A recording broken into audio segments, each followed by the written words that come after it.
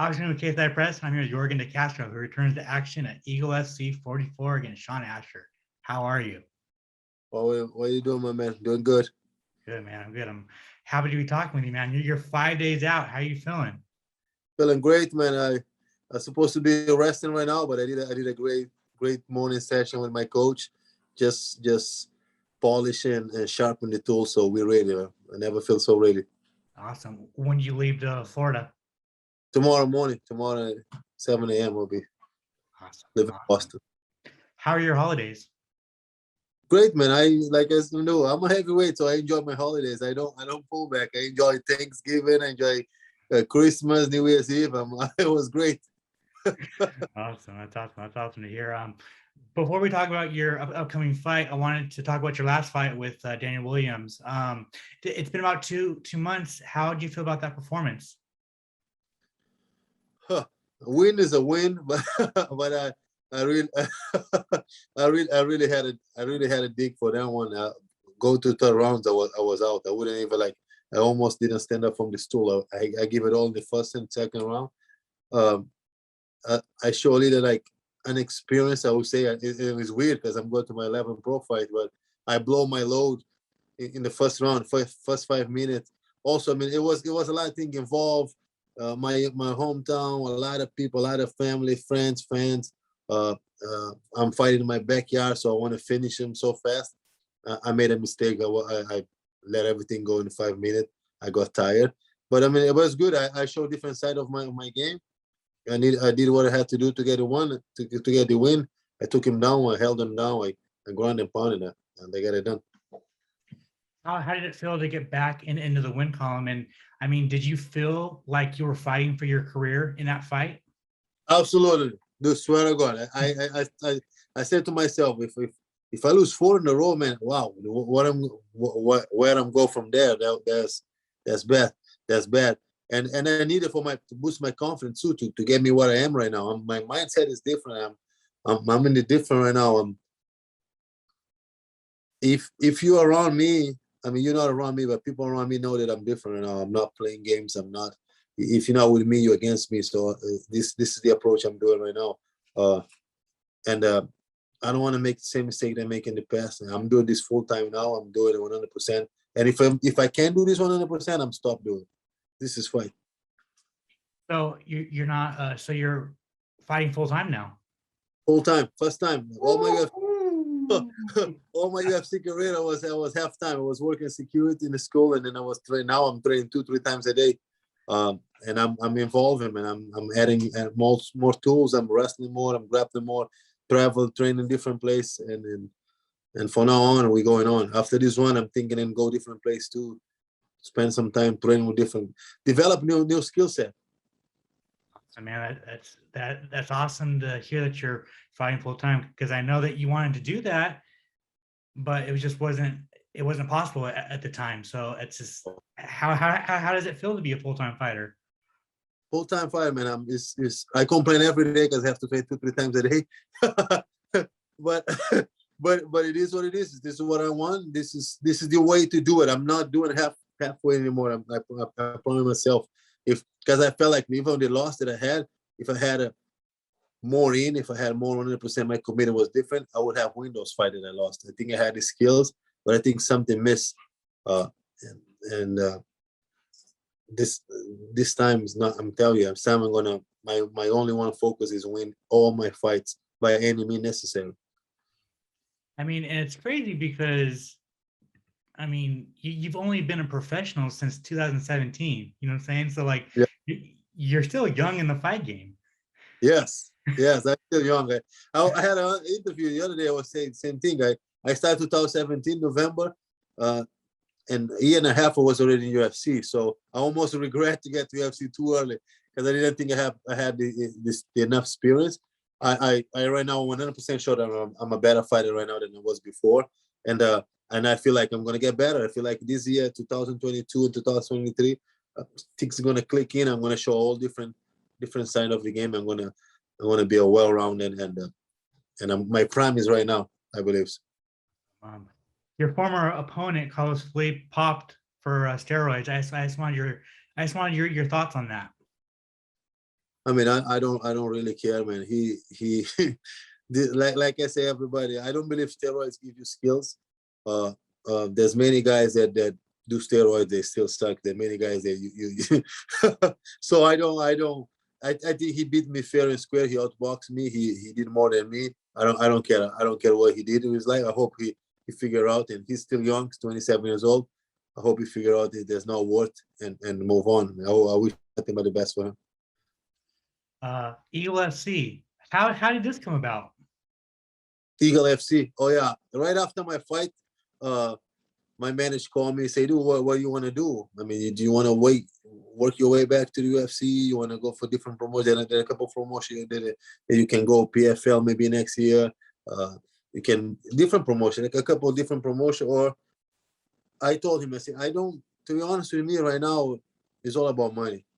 If I make a good money and I'm doing what I love and supporting my family, I'm good. I don't care what promotion I go. There's delusion that people, this you only make money in the big promotion. Eagle FC is pretty big. Like then, like a week later, he called me. He said, I got a multi-fight deal for you for Eagle FC, and pay you this much and this much, and they come and they want to do a show in Miami, January 28th, and you in. I told him, I saw the contract. I said, there's a no-brainer. Except I signed. So I fought November 6th. I signed with Eagle FC November 22. Okay. Yeah. Okay. That's Yeah. awesome, man. That's awesome. That's awesome to hear. Sean Astor, did you know who he was before they offered him to you? Ooh. Your opponent, Sean? Yeah, I knew it because right after my fight for CES told me that they wanted me to fight for the belt in next year, and he wasn't one of the names. Was him? Was a couple of names, and he wasn't one of those guys. He got a good amount of fight, very experienced. He got I think he got 17, 18 pro fights. So it was interesting. So we already were looking on him, but I only find out that we'll fight with him for Eagle FC like a couple of weeks ago, because we know we are fighting, but we didn't know who was the opponent. Gotcha. How do you like the matchup? I love the matchup. I mean, like I say, everybody, there's no easy matchup for me anymore because I have that label of UFC vet. So I'm always going to have to fight guys like him with a lot of experience. But I believe I have experience too. Half of my pro career has been done in the UFC. So I fought some good guys. I know what he's going to try to do. He's going to probably try to wrestling, put me in the cage. They're not going to work against me. I train my whole life to fight against guys like him. So I'm going to be ready. Yeah, I mean, you feel like you're basically going to have a target on your back for the rest of your career because you are a former UFC fighter. Yes. There's no easy fight. I'm telling you, we even for CES, there was a lot of fights that we tried to get, we couldn't get. And all the names that was thrown on me is like guys with like 30 fights, 20 fights. So I only have 9 fights. What's going on? Yeah, they say there's the matchups. There's no way you're gonna get any easy matchup. So it is what it is. And I like the fight, to be honest with you. Those fights make you a show, like I said before, you answer a lot of questions. And so what I'm standing, if I really can do this or not. So do you think it's flipped? So before you got to the UFC, you were having a very hard time getting fights because no one wanted to fight you. Now everyone wants to fight you because you have that UFC name, right? Exactly. Now you got a lot of guys that are like, oh no, if I beat the UFC vet, man, I'm making my way to the UFC, man. So yeah, good luck with that. I'm telling you, they all want to fight. I don't care, line them up. Let's do it. How do you see the fight going, and do you have a prediction for the fight? Yeah, I think I got it done in the first round. Pretty sure I'm gonna go back to my roots. I'm gonna do what I do. What get me to the big leagues, it was leg kicks, and I'm gonna stay patient. I'm gonna leg kick the shit out of him. 100% sure. I'm gonna throw leg kicks, and I miss that in my past 3 fights. I didn't throw enough leg kicks. I'm good on it.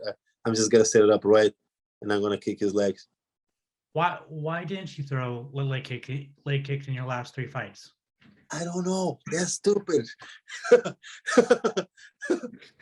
That's stupid. I think it's because after the Greg Gowdy fight and I hurt my foot, I had a little hesitated. But no, dude, I'm gonna let it go. It is what it is. And if I broke my foot, I'm still gonna go.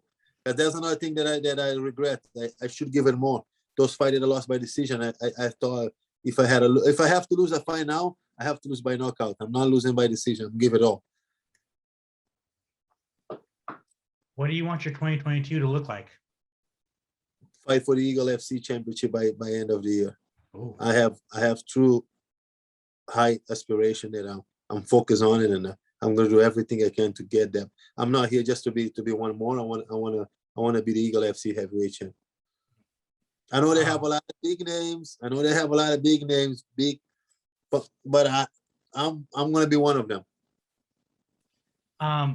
who do you got in the main event with Tyron and Sergey? I like both of those guys, nothing but respect. But I'm a big fan of Tyrone Spong. I think he's got a lot of experience. He's super fast, lighting his foot. His strike is accurate. He's strong. I think he got it done in first round. Awesome. I did want to ask one more. We haven't talked since another former opponent, Justin Taffa, missed weight. The only UFC fighter to miss weight. I want your thoughts on that. Justin Taffa is a savage. He's a big boy. He's a big bone guy. Big. They all big. He eat a lot. I'm pretty sure he never do a diet in his life. So, but I like him. I mean, it is what it is. And I'm pretty sure he probably get in the sound and say, fuck it, I'm not doing it. I'm not cutting weight. he's a big boy, like really heavyweight. I'm not that big. If I eat too solid, I will be under 260. That guy is big. He's really big head, big guy, though. But he's a savage, you know. He's still young, savage. He had a lot of good skills. I hope next time he take his diet serious, because he got a future. I like him. Thank you so much for your time, Yorgan. I really appreciate it, man. And everyone's looking forward to your Eagle FC debut. You want to plug your social media, plug your sponsors? The floor is yours. Thank you, my man. Thank you for having me. Thank you all my friends, fans, family, and appreciate my sponsors. They know who they are, and I really appreciate you guys. I can't wait to fight on January 28th. Thank you, brother.